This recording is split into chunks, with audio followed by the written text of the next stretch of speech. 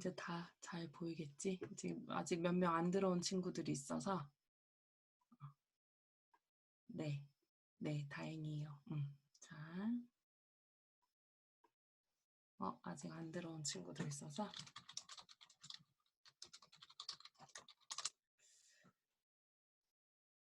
장화 제품, 그러면은 써미프 할 때부터 여러분들은 그냥 까만 화면에 제 목소리만 들었겠네요. 자, 써미프부터 다시 한 번 더 해볼게요. 자, 써미프는 조건이 있는 합의예요. 제가 장화 제품의 판매 수량 평균을 보겠다라고 얘기를 했으니까 장화 제품인지 아닌지 비교해 봐야 되는 제품 종류를 전체적으로 드래그를 하고, 자, 조건이 장화다라고 이렇게 적어주고요. 그리고 그들 중에 장화인 걸 찾아서 판매 수량이 평균이 몇 개인지를 보기 원한다기 때문에 판매 수량 합계부터 먼저 구해주는 거예요. 그리고 확인 버튼을 하죠. 그러면 569라고 장화 제품의 평균 판매 수량 개수가 이렇게 표시가 됐어요. 그러고 난 다음에 수식 입력줄에 가서 자, 나누기 연산을 하고 나누기 count if라고 해서 이제 또 개수를 구해줄 수 있는 창을 이제 만들어주는 거죠.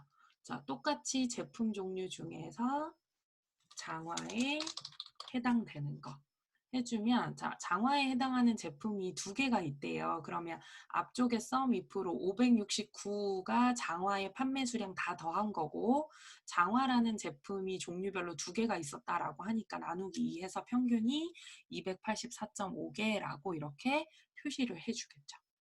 자, 그래서 이렇게 평균을 구할 때 sum if와 count if를 사용을 해서도 구할 수 있고요. 자, 여기 한번 보세요. 이게 문제가요. sum if하고 count if로도 나올 수 있지만 average, 그러니까 daverage라는 함수로 나올 수도 있어요. 어제 우리 월요일 날 이거 내용 바꿔서 daverage로도 한번 해봤었잖아요. 그걸로도 한번 보여줄게요. 한번 보세요. 14,400원 여기 지우고요. 여기는 방금 sumif하고 countif를 사용을 해서 했지만 이번에는 daverage 함수를 불러와 볼게요, 여러분. 자, 지난주 월요일에 했던, 그러니까 제가 시험 문제를 출제를 한다라고 하면 여기에 지금 4번에 dsum이 나왔으니까 한 번은 sumif, countif를 할 것 같아요. 근데 데이터베이스 함수가 한 번도 출제가 되지 않았다면 저는 만약에 3번 문제를 내면 daverage라는 함수로 출제를 할 것 같아요. 예를 들어서.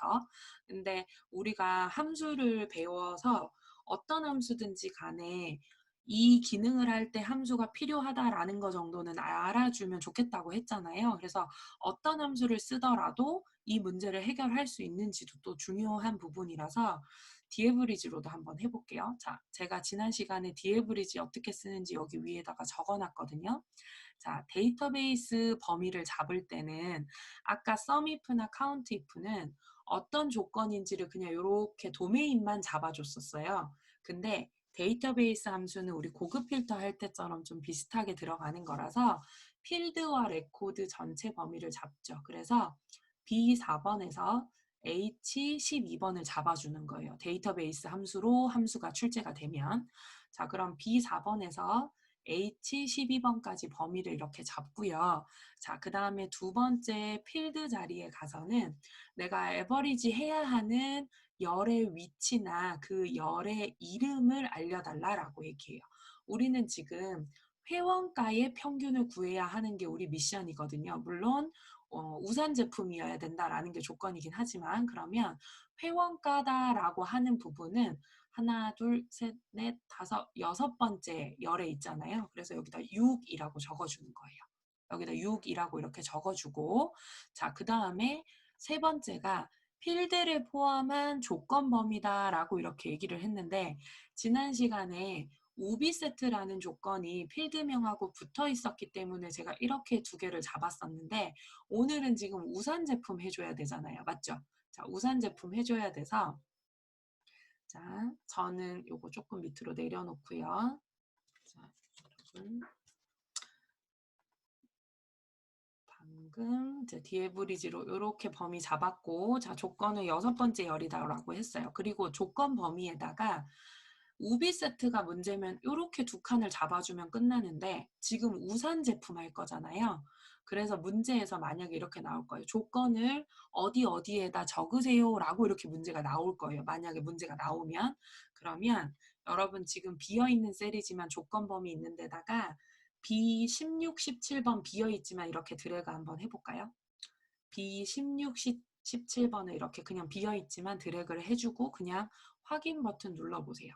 그럼 이제 엉뚱한 값이 나올 거예요. 엉뚱한 값이 나올 건데 B16번, 17번에다가 자, 제품 종류 우산이다. 요거 두 셀 잡아요. 컨트롤 키 누르면 두 셀 잡아서 컨트롤 C, B16번에다 컨트롤 V 해보세요. 그럼 여기 조건이 제품 종류가 우산이다라고 이렇게 들어갔잖아요. 그죠? 자, 이렇게 들어간 내용이 조건 범위로 사용이 돼서 여기에 14,400원이다라고. 아까 전에 우리가 sum if 나누기 count if 했었던 거하고 똑같은 결과잖아요. 그죠? 그러니까 어떤 함수로 구하든지 간에 이렇게 구할 수 있어야 된다라는 거예요.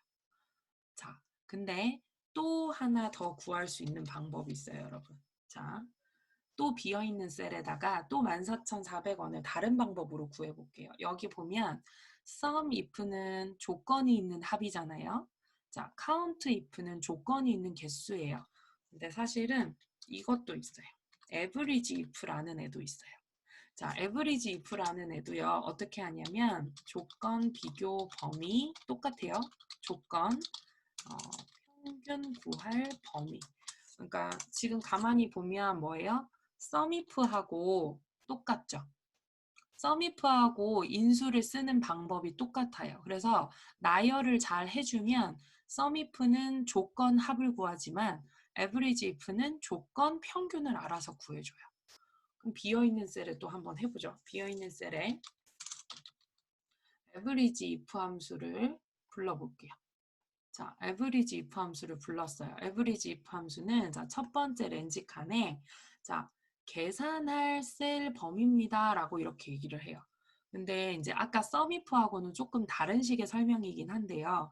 뭘 계산하라라는 거지 모를 수 있어요. 예를 들어서 저는 지금 여기다 설명을 해줬지만 여러분들이 혼자 할 때는 이게 다 기억이 안 날 수도 있어요.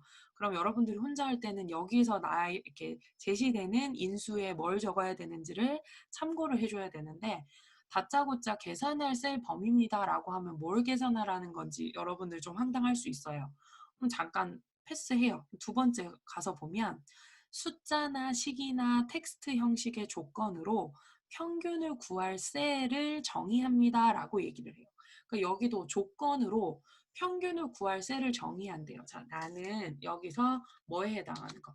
우산 제품이다라는 게 조건이었거든요. 지금 우리 오늘 문제가 계속. 그래서 우산이다라는 게 조건이다. 또는 아까처럼 우산이라고 적혀 있는 셀 아무거나 한 군데를 찍어 주셔도 돼요. 저는 그냥 우산이라고 적어 볼게요. 자, 그리고 세 번째 칸에 갔더니 이제 구분이 될 것 같아요. 첫 번째랑 세 번째 칸. 평균을 구하는데 사용하는 실제 셀입니다. 자, 평균을 구한다라는 거는 수치 데이터가 있어야지 평균을 구할 수 있잖아요. 그 수치 데이터가 있어야 평균을 구하는데 나는 회원가의 평균을 구하겠다라고 얘기했기 때문에 평균을 구하는데 사용하는 실제 셀들은 회원가 범위가 되겠죠. G5번에서 G12번.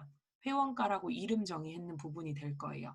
자, 그러면 이제 의문이 풀리는 거예요. 맨 위에 있는 렌즈 칸은 뭘 계산하기 위한 범위냐라는 걸로 이제 판단이 되죠. 어떤 범위냐면 우산인지 아닌지 조건을 계산을 해봐야 되는 범위가 첫 번째 렌즈 칸이 된다라는 거를 알 수 있어요. 그 썸이프하고 비교해보면 썸이프도 아까 똑같이 잡았어요. 이 범위를. 썸이프도 제품 종류 중에 우산인 거 회원가 잡았거든요. 썸이프 인수도 똑같이 적었는데 썸이프는 이 범위 중에서 조건 찾아서 회원가의 에브리지가 아니고 썸을 구해주는 거고 얘는 알아서 합계하고 개수까지 나눠서 평균을 바로 나타내주는 역할을 하는 게 또 에브리지 if 함수예요. 그래서 여기 14,400원 이렇게 나오죠. 자, 어떤 조건이 있는 평균 문제가 나오면요. dAverage로 나올 수도 있고 SUMIF와 COUNTIF를 나눠서 구해라 라고 나올 수도 있고 average if로 나올 수도 있어요. 그러니까 여러분들이 모두 다 사용할 수 있어야 되겠죠. 근데 그럼 이걸 다 기억하고 있어요, 선생님? 그건 아니고요. 문제에서 어떤 함수를 쓰라라고 하는지를 알려줄 거고 그 알려주는 함수에 맞게끔 활용을 해주시면 되는데 해당하는 함수 쓰는 방법은 우리가 항상 여기서 마법사를 꺼내면 제가 이 밑에 부분을 읽어드리잖아요. 문제에서 요청한 부분과 인수에서 넣어야 되는 부분에 분명히 매핑되는 부분들이 있어요. 그러니까 문제에 대한 파악이 정확하게 되어 있으면 아 여기다 이 인수를 넣으라는 거구나 라는 걸로 최소한의 정보만 던져주면 계산은 컴퓨터가 하는 거예요. 우리가 연산을 하는 게 아니라. 우리는 어떤 함수를 어디에다가 배치해서 쓸 건지만 판단해주면 된다라는 거죠. 자, 이렇게 해서 한번 구해봤고요. 자, 이번에는 5번 문항이네요. 그러면 여러분 제가 문제를 하나만 좀 더 내볼게요. 여기다가 우비세트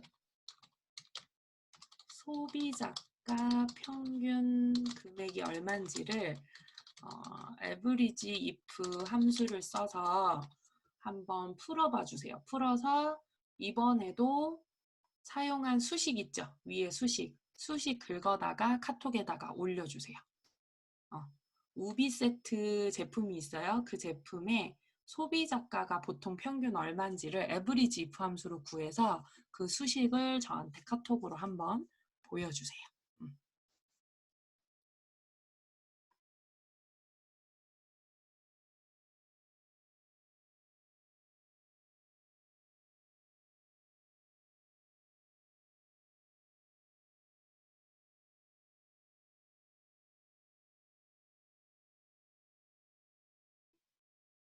오, 종현 씨 average if, 그쵸?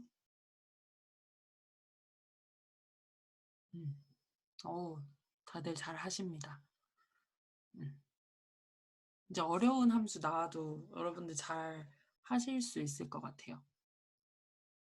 네, 좋습니다. 좋습니다. 네.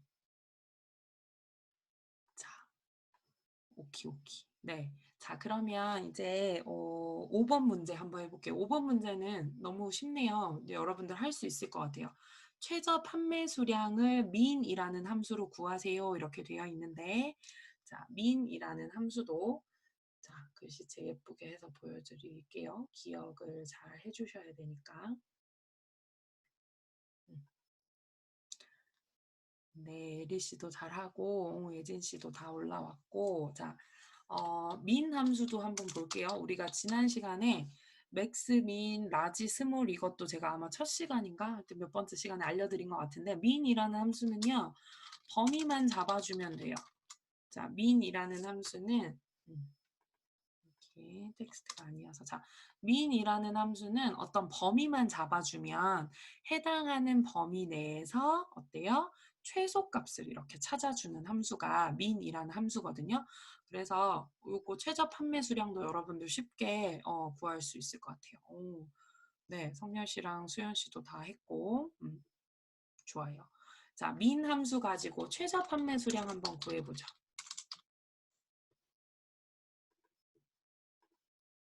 민 함수를 가지고는 그냥 최소값을 구하고요. 범위를 쭉 잡아주면 된대요. 자, 최저 판매 수량이니까 판매 수량 쭈루룩 잡아주면 될 것 같아요.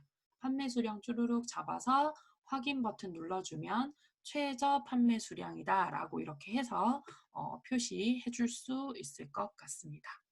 자, 그러면 브이룩업도 오랜만에 한번 해볼게요. 제가 브이룩업은 여러분들 잘 알겠지만 한 번 더 설명해 드릴게요. 자, 브이룩업은 찾을 값, 찾고 추출하려는 범위, 필요한 열 번호, 그리고 여기서 정확하게 일치하는 건지 비슷하게 일치하는 건지 0이나 1 이렇게 표시를 해주는 건데요. 자, 브이룩업 내가 찾아야 하는 거는 제품 이름을 보고 찾아야 될 것 같아요. H14번에 제품 이름을 보고 자, 어디서? 제품 이름은 여기 D열부터 나열이 되잖아요. 그죠? 자, D열부터 그냥 저기 끝까지 제가 갈 거예요. 여기서부터 여기 끝까지 쭉 갈 거고요. 여기 쭉 갖는 범위 내에서 내가 필요한 게 판매 수량이거든요. 제품 이름 보고 판매 수량은 하나, 둘, 셋, 넷, 다섯 번째 열에 있어요. 그래서 5라고 적어주는 거죠. 그러니까 브이로그업 할 때 조금 많이 실수하는 것들이 맨 앞에서부터 이렇게 블럭을 잡는데 내가 찾아야 되는 데이터가 제품명이면 내가 검색해야 되는 열은 제품명부터 출발한다는 것만 좀 잊지 않으셨으면 좋겠고 거기서부터 첫 번째 열이고 필요한 열이 몇 번째인지 열 번호 적어주시고 정확하게 일치하는 거는 0 이렇게 해서 확인해 주시면 될 것 같아요. 그래서 항상 브이로그업은 하고 나면 이렇게 확인 한 번씩 꼭 해주셔서 답안으로 이렇게 남겨주시면 좋을 것 같아요. 되셨나요? 자, 그러면 요거 저장하고요. 오늘은 이 자료를 과제로 제출하지 않아요. 그러니까 이 다음 예제 있죠. 제가 오늘 드린 예제 중에 자, 여기 있을 거예요. 두 번째 예제에 자원봉사자 되어 있는 파일이 하나 있을 건데 자원봉사자 자, 화면으로 제가 조금 전환했어요. 자, 요걸로 여러분들 혹시 보이나요? 자원봉사자 화면으로 제 거 변경됐나요? 여러분? 그리고 여러분들도 그 예제를 펼쳐주시면 좋을 것 같아요. 자, 자원봉사자 예제로 한번 볼게요. 자, 자원봉사자는 우리 시험지 저기 뒤쪽쯤에 있을 것 같은데 새로운 함수들이 일단 이렇게 나와요. 자, 1번부터 한번 볼게요. 자, 1번에 보면은 봉사 시작일이다라고 하는 부분이 있어요. 자, 모집 코드가 이렇게 있는데 모집 코드 네 번째, 다섯 번째 숫자를 월 그리고 여섯 번째, 일곱 번째 숫자를 1로 하는 2009년도의 날짜를 구하세요라고 이렇게 되어 있고 데이트라는 함수와 미드라는 함수를 쓰라라고 되어 있어요. 그래서 여기 예를 들어서 보면 CB-0410이면 4월 10일이라는 뜻이고 2019년도다라고 하는 연도를 붙여달라라는 뜻인 거죠. 자, 그러면 우리가 여기 데이트라는 함수는요. 데이트라는 함수는 날짜를 표시를 하는데 여기다가 연, 월, 일 데이터를 이렇게 넣어주면 날짜로 인지를 해요. 이 함수는. 자, 근데 우리가 그냥 모집 코드에서 연, 월, 일을 뽑아올 수 있는 것 중에 월, 일은 뽑아올 수 있거든요. 그러니까 아까 월은 네 번째, 다섯 번째 글자다라고 얘기했고 일에 대한 거는 여섯, 일곱 번째 숫자다라고 이렇게 얘기를 했거든요. 그래서 여기 있는 월, 일을 가지고 와서 2019년도다라고 이렇게 묶어주면 될 것 같고 우리가 미드라는 함수는 지난 시간에 레프트, 라이트, 미드 하면서 자, 추출할 텍스트가 처음에 나오고요. 시작 위치와 추출 개수를 적어주면 미드 함수가 해주는 역할을 한다라고 얘기했어요. 자, 어쨌든 나는 여기다가 날짜를 구해주세요 얘기를 했거든요. 그래서 날짜를 표시할 수 있는 건 데이터가 아니고 데이트 함수라는 거를 쓸 거라서 나는 날짜 함수를 먼저 불러오는 게 맞아요. 데이트라는 함수를 불러와서 어쨌든 자원봉사가 시작된 날이 언젠지를 표시를 해줘야 되니까.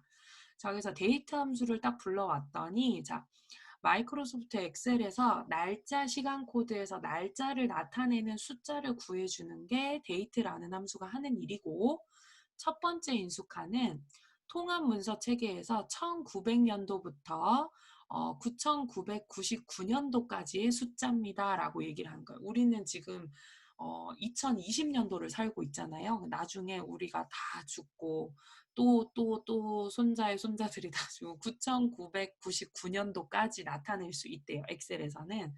근데 우리 연도는 문제에서 제시를 해줬어요. 2019년도였으면 좋겠다. 그래서 여기다 2019라고 직접 적어줘요. 연도는. 자, 근데 두 번째 먼스 자리는 해당 연도의 달을 나타내는 1부터 10위까지의 숫자를 여기다가 나타내 달라라고 얘기를 하는데 몇 월인지에 대한 정보는 모집 코드에 들어가 있어요. 모집 코드에. 그래서 여기다가 미드 적어주고요. 미드 괄호 열고 닫고 해볼게요. 자, 미드 괄호, 이거는 쉬우니까 그냥 바로 적어보죠, 여러분. 여기다가 미드 괄호 열기만 하고요. 자, 우리가 추출해야 되는 텍스트는 모집 코드에서 가지고 올 거예요. B5번 셀에서 가지고 오겠다. 쉼표 적고요. 쉼표. B5번 셀에 하나, 둘, 셋, 네 번째 글자부터 갖고 올 거잖아요. 문제에서 네 번째부터 다섯 번째, 네 번째, 다섯 번째 글자 가지고 오라 그랬으니까 시작 위치는 네 번째부터 가지고 오세요 하고 네 번째부터 몇 개를 가지고 와야 월이냐면 두 개를 가지고 와야 월의 정보를 가져줘요. 그래서 미드 괄호 열고 모집 코드 B5를 찍고요. 쉼표에서 4,2다라고 이렇게 적어주시면 될 것 같아요. 자, 그리고 요걸 그대로 복사해요. 컨트롤 C 해서 데이 자리에다 컨트롤 V 해볼게요. 해서 똑같은 데에서 두 개를 가지고 오는 건 마찬가지인데 이번에는 네 번째가 아니고 여섯 번째부터 두 개를 가지고 오면 여섯, 일곱 번째 글자가 일에 대한 정보니까 어때요?